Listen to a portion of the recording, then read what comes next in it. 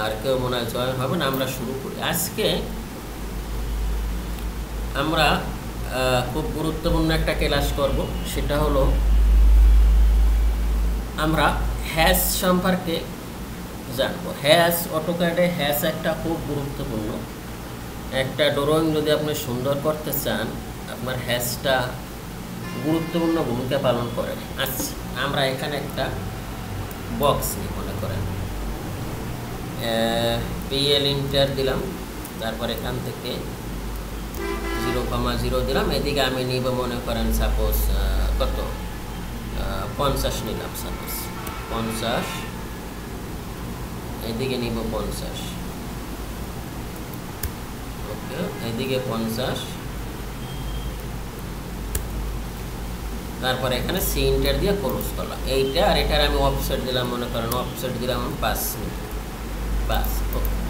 মনে করেন এই একটা রুম, এইটা আমার কে লাইনটা দিছি, এটা আমরা এখান থেকে এরকম করি সিপি, উনি এরকম মনে করেন আমারে এরকম কয়েকটা পড়ল, এই সাপোজ উনি এইরকম আমার কাজ দিছে।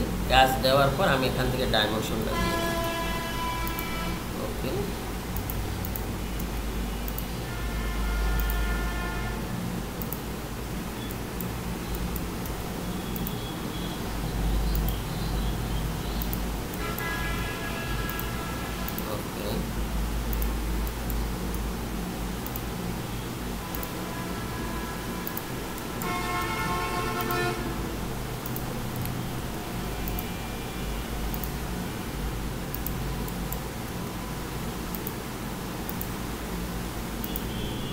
ওকে, আর এদিকে আমরা একটা ডাইমেনশন দিলেই হবে।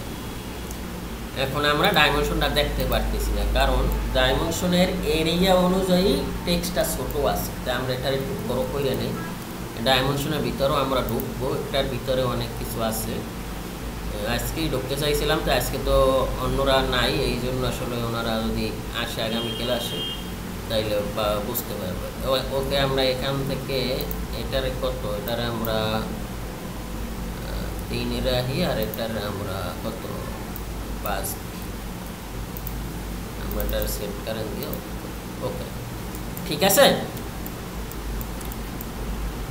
কে লাইনটা আমারে বলছে যে এই 50, 50, 50, আর এদিকেও 50। আমি একটা রুম এরকম আমি কয়টা মনে করেন এই কয়টা চাই, কয়টা 3, 3, 6, 7টা। এখন যখন আপনি ক্লায়েন্টের কাজ করবেন বা যে কোনো জায়গায় কাজ করবেন, ওনাদের কাজই হয়েছে মডিফাই করা। মনে করেন একটা কনসেপ্ট দ্বারা করা হলো, পরে ওনারা অনেক ক্লারিফিকেশন করে যে না এখানে দরজা দিব, এখানে উইন্ডো দিব, বা এখানে আমরা আরও একটা রুম করবো, মেনটেনেন্স, এইরকম। এটাই তো কাজ নাকি? তাই এরকম করার পর উনি বললো যে না, আমার এই যে 50 রুমটা আছে, এটা আমরা অ্যাজিউম করি, সাপোজ ধরছি যে 50 রুমটা আছে, এই রুমটা আমার ওয়াই এক্সিসে হবে 100, আর এক্স এক্সিসে হবে যাই আমার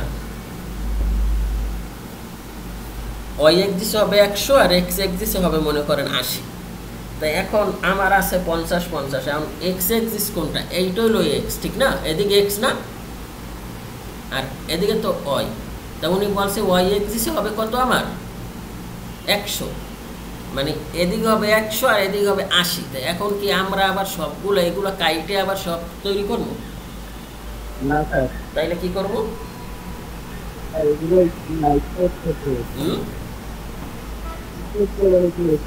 বুঝি না, তাইলে এটা বাড়াইলে এগুলো কাইটে আবার বাড়াইতে হবে না? কি কমান? রাইট। তাই জন্য আমরা এই অটোক্যাডে আপনি 3টা কমান্ড যদি ফুলফিলভাবে বুঝেন, তাইলে মনে করেন আপনার এই কাজটা আপনার ইজি হয়ে যাবে। সেটা কীরকম?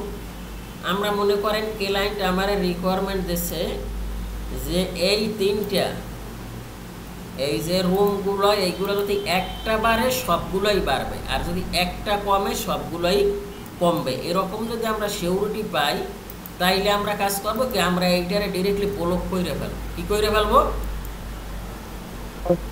ব্লগে কাজ করা আপনি যদি বুঝেন তাইলে মনে করেন একবারে আপনি খুব মজা পাবেন, আর যদি না বুঝেন তাইলে আপনার কিন্তু না বুঝা করলে কিন্তু আপনি সব ধ্বংস করে ফেলাবেন। তাই আমি ব্লগ করার জন্য বি ইন্টার। ব্লক মানে কি, এটা কি এখন আলাদা আলাদা সিলেক্ট করছে, আর ব্লক হইলে সম্পূর্ণ একটা অবজেক্ট হয়ে যাবে। এবং এটা যে নামে, এটা যদি আমি 10টাও করি, যদি একটা চেঞ্জ করি ব্লকে এক নামে সব চেঞ্জ হয়ে যাবে। যেমন আমি এখান থেকে বি ইন্টার দিব, বি ইন্টার দেওয়ার পর এখানে আমরা লিখি মনে করেন রুম, এটা ধরি আমরা রুম। ওকে, রুম ধরার পর এখানে পিক পয়েন্ট আমরা এটা ধরি। ওকে, পিক পয়েন্ট আমরা যে কোনো জায়গায় ধরতে পারেন। তারপর এখান থেকে সিলেক্ট অবজেক্ট, এই যে আমি এখান থেকে আমার এই অবজেক্টটা সিলেক্ট করছি। সিলেক্ট করার পর আমি এখানে এটাকে নিলাম, নেওয়ার পর আমি ওকে দিলাম। ওকে, ওকে দেওয়ার পর এখন আমার এইটা ব্লক আসছে। এখন মনে করেন এইটা আমার এখানে কয়েক জায়গা আছে। ওকে,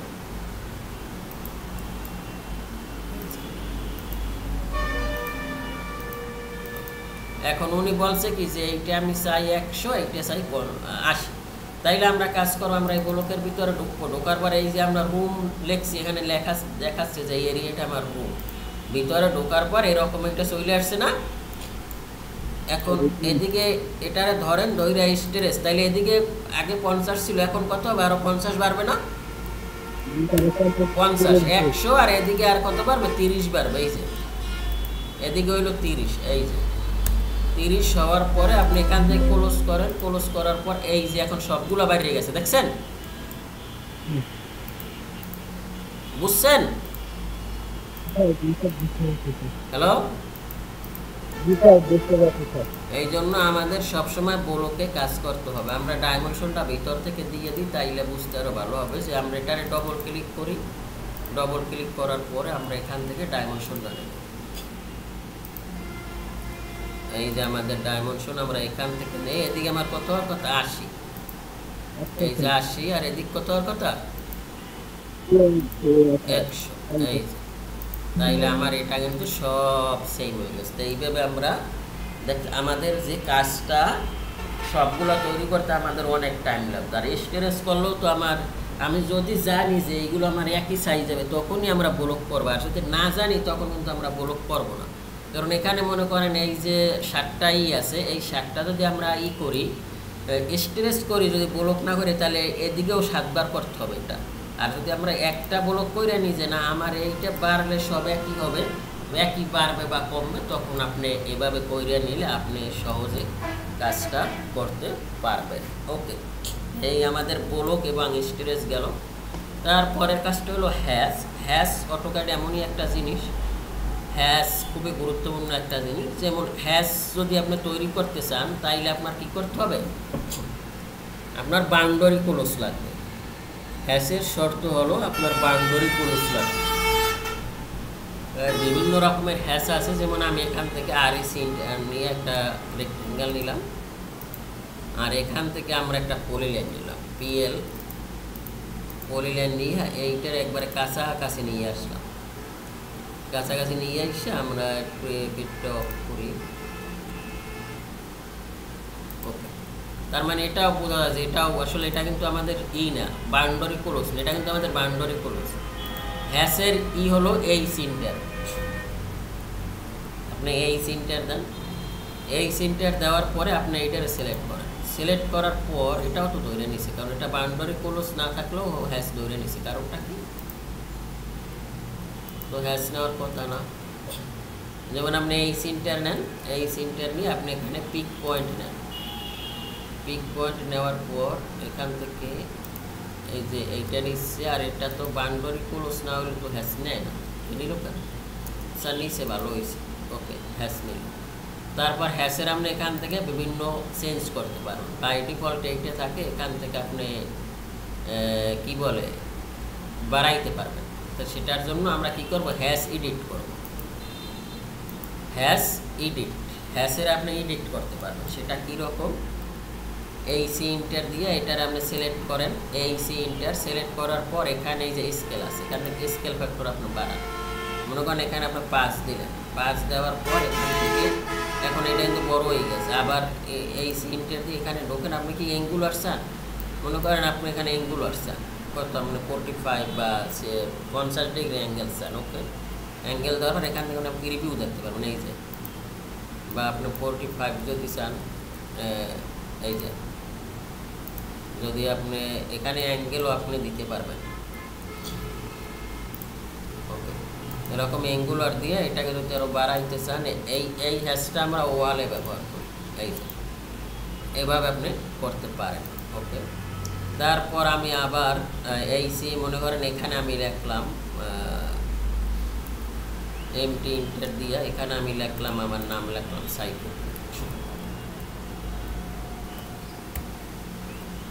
সাইফুল লিখলাম, ওকে এটা আমি একটু বাড়াই দিই এখান থেকে,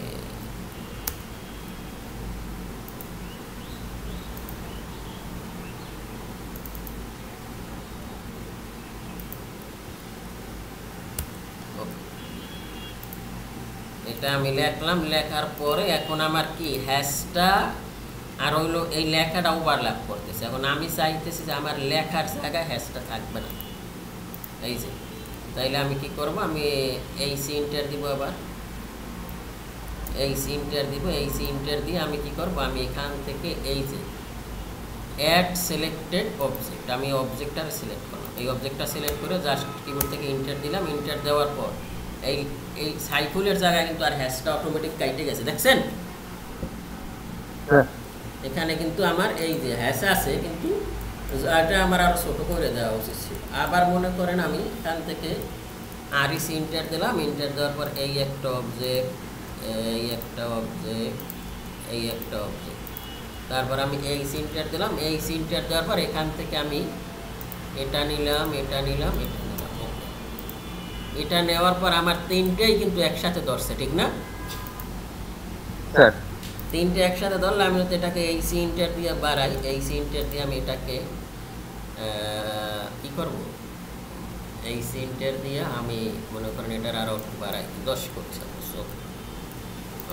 একটা এভাবে করলাম। করার পরে এখন চাইতেছি যে আমার এই অবজেক্টটা আমি নিয়ে যাব। আমি যখন এই অবজেক্টটা নিতে যাব হ্যাশ সহ, তখন এই তিনোটা হ্যাশ কিন্তু আমার ধরতেছে, দেখছেন এই যে তিনোটা হ্যাশ একসাথে দিছি, একসাথে ধরে এনেছে। এনে আমরা কিন্তু এই হ্যাশটার সেপারেট করতে পারি। যেমন এইটা তিনোটা অবজেক্ট আছে, অবজেক্টে থাকার পর এখানে আসেন, এখানে আসার পর আপনি কোন জায়গায়, আপনি এখানে আসে, এখানে ক্লিক করেন, ক্লিক করার পর এই যে সেপারেটেড হ্যাশেস দেখছেন, এখানে দেওয়ার পর এখন কিন্তু তিনটে আলাদা আলাদা হয়ে গেছে, দেখছেন। আবার আপনি যদি এইটারে মনে করেন এইটার এদিকে এদিকে নেন, এটা যদি এভাবে বাড়ান, অটোমেটিক হ্যাশ বাইরে যাচ্ছে, দেখছেন। এটার জন্য আপনার অ্যাসোসিয়েটিভ অন রাখতে হবে, এই যে অ্যাসোসিয়েটিভ এটার অন রাখতে হবে, তাইলে এটা বাড়বে। যেমন আমি এটারে যদি এদিকে বাড়াই, আমি যে শেপ করি, আমি যদি এটাকে মনে করেন এখান থেকে এই যে আর্ক শেপ করি, এই যে দেখতেছেন, এই যে কত অনেকভাবে হ্যাশের আরও ডিটেলস আছে, যেগুলো আমাদের ইম্পর্টেন্ট। হ্যাশ একটা খুব গুরুত্বপূর্ণ জিনিস, এই যে আমাদের আপনাদের এইগুলো জানলেই চলবে, ওকে। এই যে এভাবে হ্যাশ নেওয়া যায়। আর অ্যাসোসিয়েটিভ যদি অফ থাকে, এটা যদি অফ থাকে তাইলে কিন্তু যাবে না, এই গেছে যায় না। অ্যাসোসিয়েটিভ অন করে আপনাদের কাজ করতে হবে, তাইলে আপনি যেভাবেই চান ও যে শেপে চান ও ওই শেপ অটোমেটিক হ্যাশ নিয়ে নেবেন, ঠিক আছে।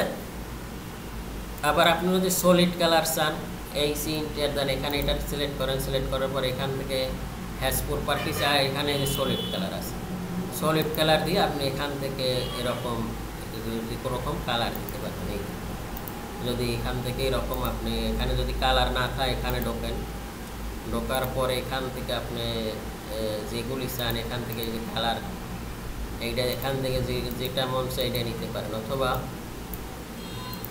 ক্লায়েন্ট কিন্তু আপনি যখন বিদেশি বা কারো করা কিন্তু যে কোনো একটা জিনিস মেনটেন করে যে আমি হ্যাশ এই কালারই চাই, তখন ওরা কালার কোড দিয়ে দেবে। তা কালার কোড যদি আপনি চান, তখন আপনি কী করবেন, আপনি এখান থেকে এখানে আসেন, এখানে আসার পর এখানে RGB আছে, এই যে RGB কালার, আপনি এখানে কালার কোড বসাই দিল, ওর যে কালারটা চায় ওইটা কিন্তু ও পাইয়ে যাবে, ওই কালারটা কিন্তু ও নিতে পারবে, ঠিক আছে। এভাবে জি স্যার। হ্যাশে কাজ করা যায়। ওকে, আচ্ছা, তাহলে এইটা গেল আমাদের হ্যাশ। আমরা রোটেট দেখছি, আমরা এগুলো সবই দেখছি। আমরা আজকে যেহেতু অন্যরা নাই, আজকে আমি এতটুকুই রাখি। আর আপনার যেহেতু অ্যাসাইনমেন্ট বাকিও আছে, বুঝছেন? আর একটা স্যার এটার পর এই আর একটা ক্লাস আছে, একটা ক্লাস আর সেই জন্য এইটা সহ ওইটা এই 2 দিনের ভিতর কইরা সাবমিট করেন। ইনশাল্লাহ আমরা আগামী ক্লাসে গুরুত্বপূর্ণ জিনিস আমরা লেয়ারে চলে যাব। লেয়ার ক্রিয়েট করে আমরা ডোর উইন্ডো ক্রিয়েট করে আমরা আস্তে আস্তে প্রজেক্টের দিকে ধাবিত হব। ঠিক আছে? Okay sir. ঠিক আছে, তাই ভালো থাকেন ভাই। সরি আসলে ঘুম থেকে আমি আলাপই পেই নাই।